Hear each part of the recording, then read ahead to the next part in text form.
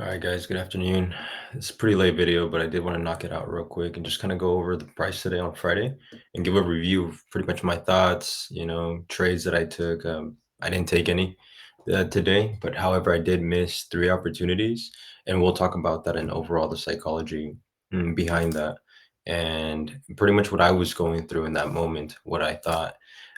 But right here, we're on the weekly chart on both indices on NASDAQ, and we can see that we're still continuing to hold this order block here on the weekly.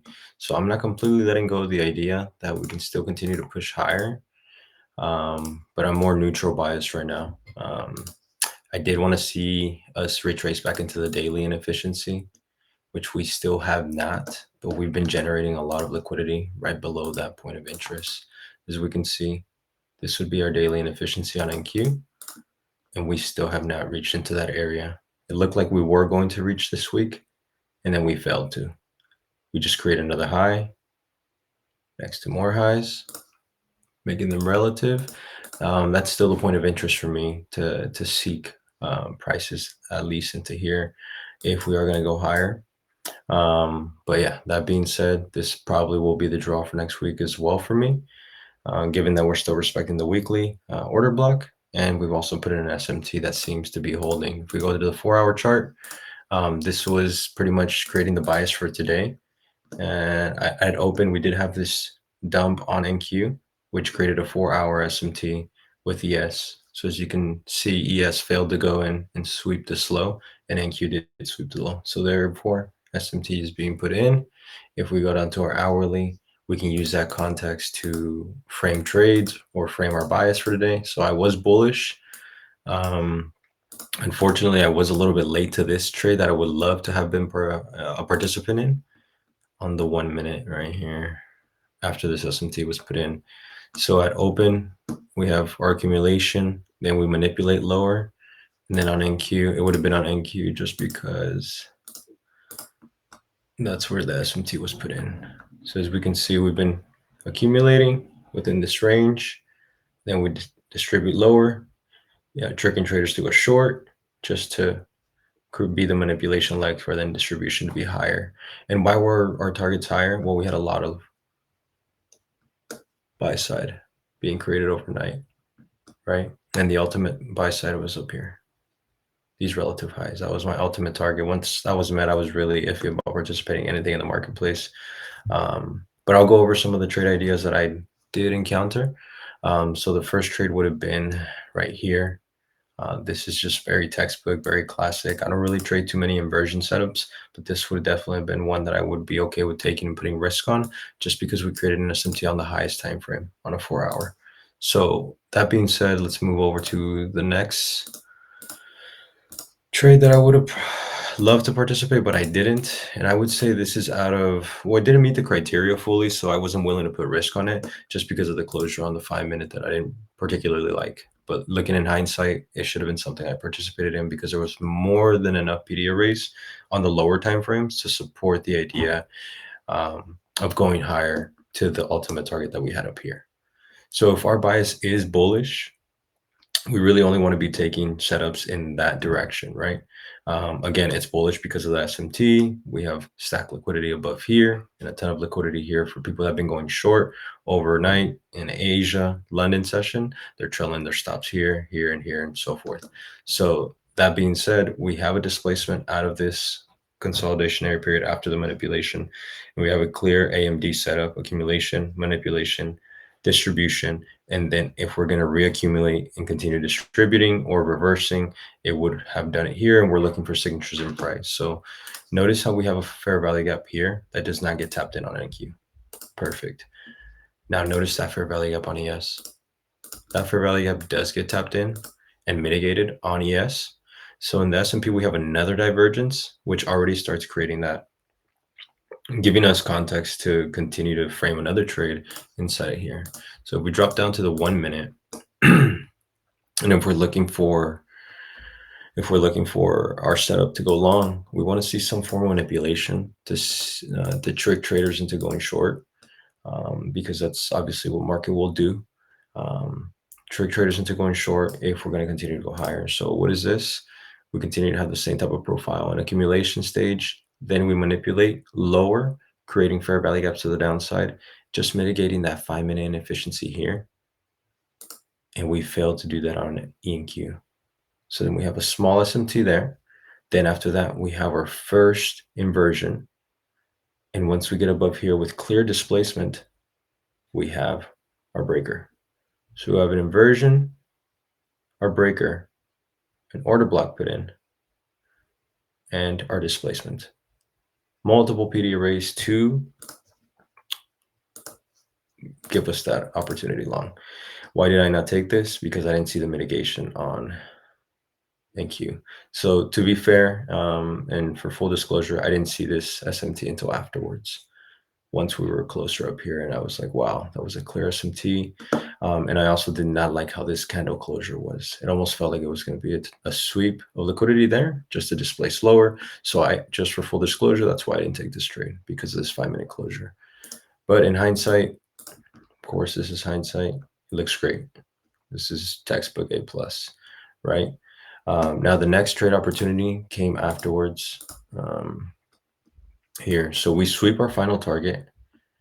So my interest is pretty much off the table. That trade played out really nicely. And when it would have met our target, we would have been done for the day. But I just stayed on a little bit longer just to tape read. I was pretty much convinced that we were not going to take any more trades, or any trades at all, really, because one, it's a Friday. Two, my targets have already been met, and there's no reason to be chasing price. So it's really important to know when to step away, because the last thing you want to do is continue to build tension of wanting to see a profitable setup, and you begin to see things in a way and believe that there's setups that aren't there, really. So it's best to just step away when your setup has already passed, your opportunity has passed. Don't worry, the next week will offer more opportunities.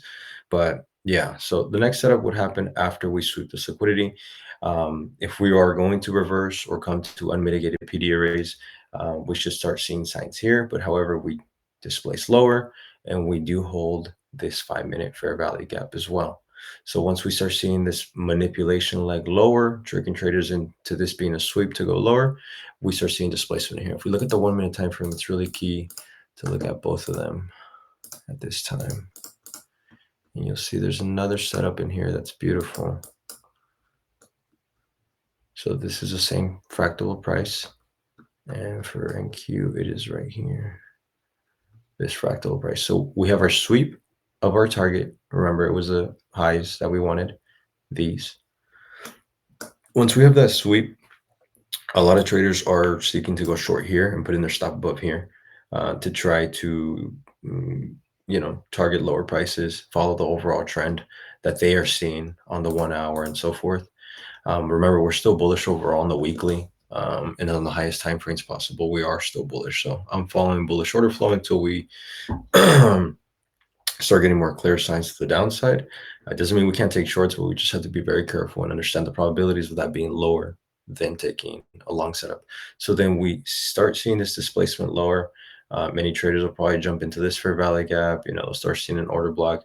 But for me, I'm just waiting for a nice manipulation and seeing if this 5-minute holds. We see a very deep retracement, and then that's what this is. And then we start displacing higher. As soon as we inverse this fair value gap, this would have been a great trade as well.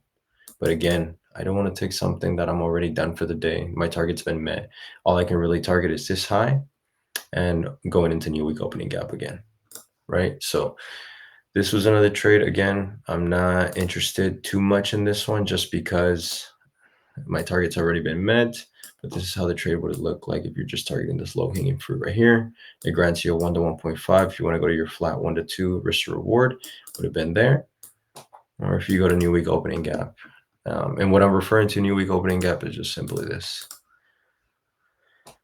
new week opening gap here from Sunday, November 25th. No, November 9th. Sorry, I was like November 25th. So yeah, just referring to that new week opening gap. Notice how we've been referring back to it on Sunday, came back down. We touched it, and that's where we're finding a deep area of resistance there. So I do want to see how we open up next week. I'm expecting, again, those higher prices. I hope we can get up into here. I think we've been engineering a lot of buy stops above here, and a lot of interest for the market to head in that direction. So Again, we'll be on the sidelines and maintaining that bullish bias, but this is pretty much it. There's some more setups later on, but again, none of these would really interest me, given that the targets have already been met. And what can you expect after having a massive, massive expansion?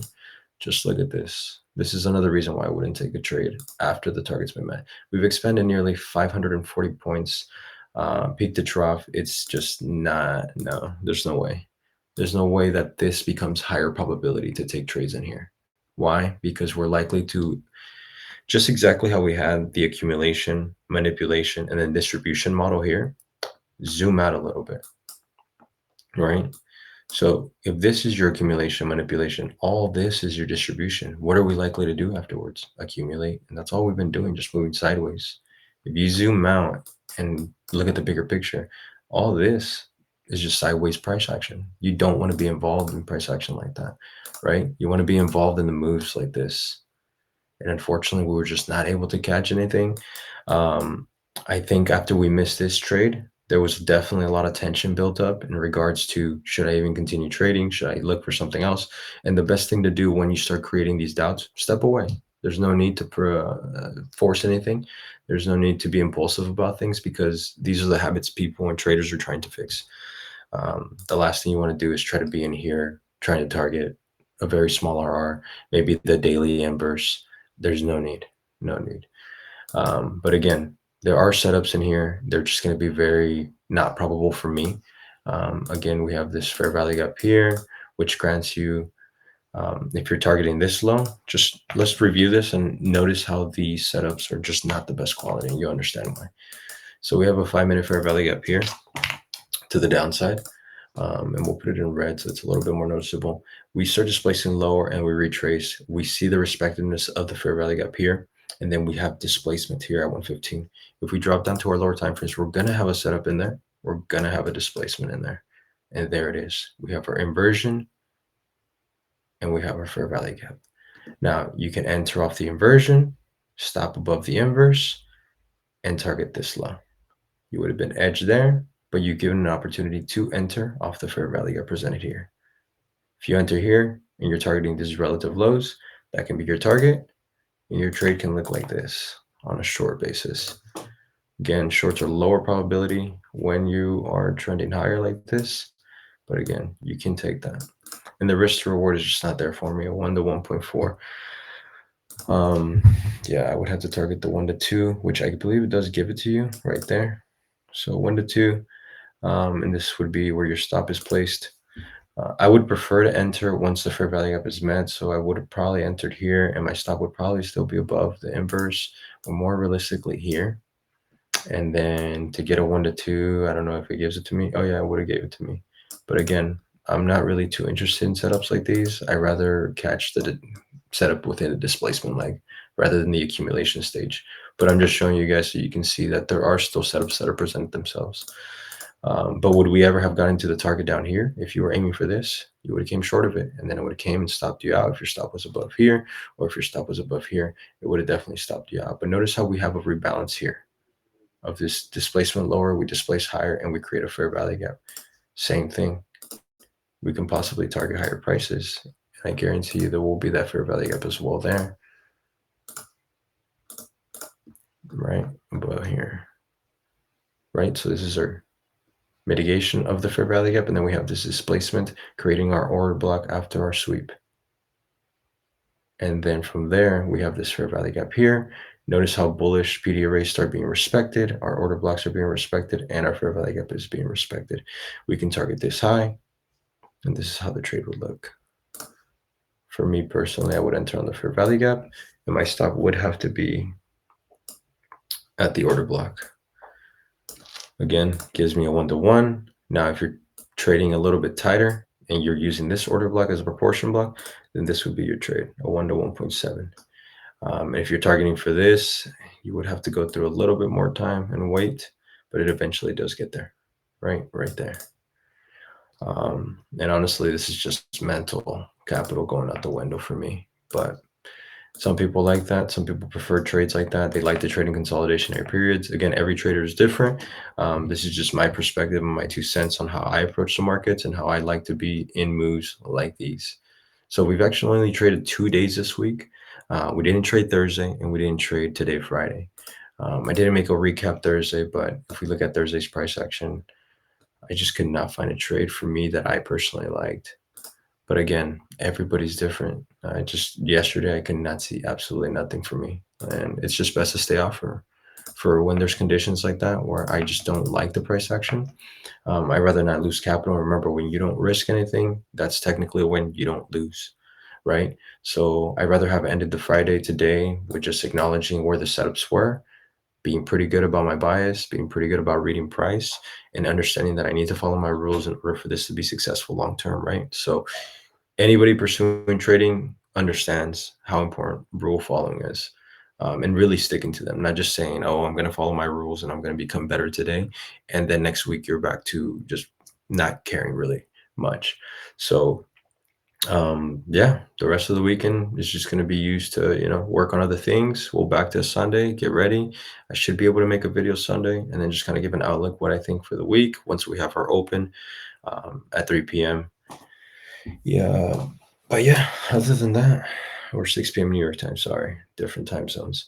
But yeah, other than that, that's pretty much my 2 cents on Friday. If you have any questions or anything, leave comments below or shoot me a DM on Instagram. But yeah, have a great weekend. Enjoy your time off the markets, and yeah, good luck and good trading next week.